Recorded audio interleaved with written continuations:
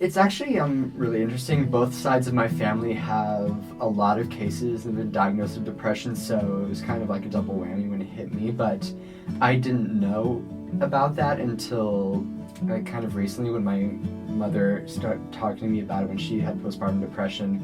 And I thought I was just really alone in it for a while because none of my family had really talked about it. It wasn't something that we really discussed. Maybe because we thought, oh, I'm the only person who probably has this. I don't want to. I shouldn't talk about it that much to everyone else. I really kept it to myself a lot in high school. I was on Prozac until my senior year because over time I learned to kind of recognize how things went. But then I'd say things were good for a while. But then just you always have all these unforeseen like stressors weighing down on you, and then like recently I actually had to go back on medication because my depression was worsening due to last year in the election, and then actually had some anxiety. And it's difficult also just having mental illness and being a queer person as well, because there's two facets you have to deal with, and there's not a lot of psychiatrists who are well versed in both because they have to work together. There's issues you can't really solve them one at a time because sometimes your queer identity is really dependent, like your depression is really dependent on like your queer identity and your like the way you are and how you're treated within a society, so that can really affect your mental health. So that's been a struggle, but over time I've just learned that sometimes it's okay to talk about it just because, well, you feel like you're alone in it and you don't want to bother. And that's the thing I think is that for me, I didn't want to bother anyone by talking about it. I didn't want to make anyone else uncomfortable or like have them worry about me because I worry a lot and I know how that feels and I don't want them to have to go through that.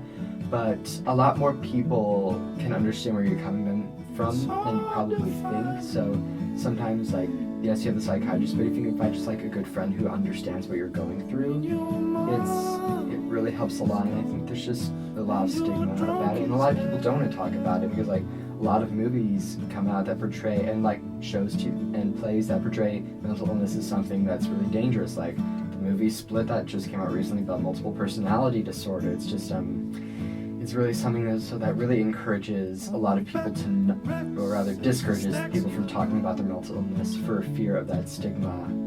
And it's something that really needs to be addressed because it's a relatively modern science. Like psychiatry has only been around for a little bit, but I could say maybe a little bit more than a century and a half. And so it's just really difficult, especially like I'm an English major, so a lot of the books I read are from the Victorian era and before. So mental illness is always something that's treated as like this mystery, it's something that plagues you. It's like whether it's possession or something else, or people were thrown in mental asylums all the time for the most basic of things, like little bits of stressors that we exhibit in our daily lives, but back then would qualify you as mentally unfit to be in society.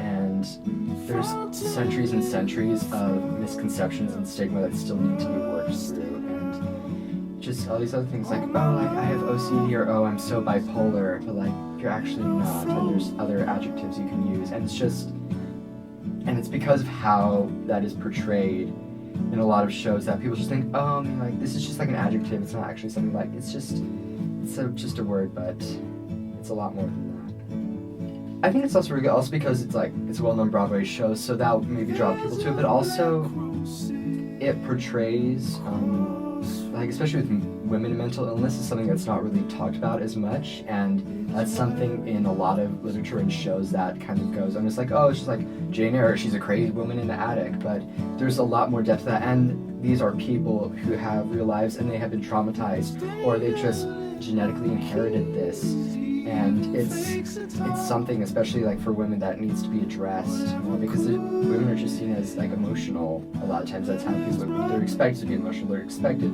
to act a certain way, and mental illness really can sometimes slip under the rug that way. And when like in the show, there's lots of talk about electrotherapy and other types of treatments that really are quite damaging, because even in like the late 20th century, people still didn't understand mental illness. And so a show like this can really, I think,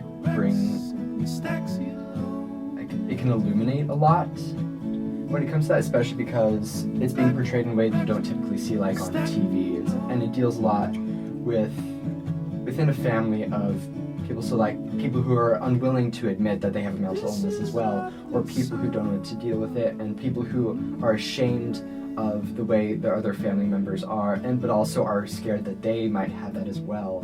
And that, especially like that with the daughter in her case, how she's kind of paranoid, like worrying that she has inherited these mental illnesses. That was kind of me for a long time after I found out about my family's history of mental disorder and depression and anxiety.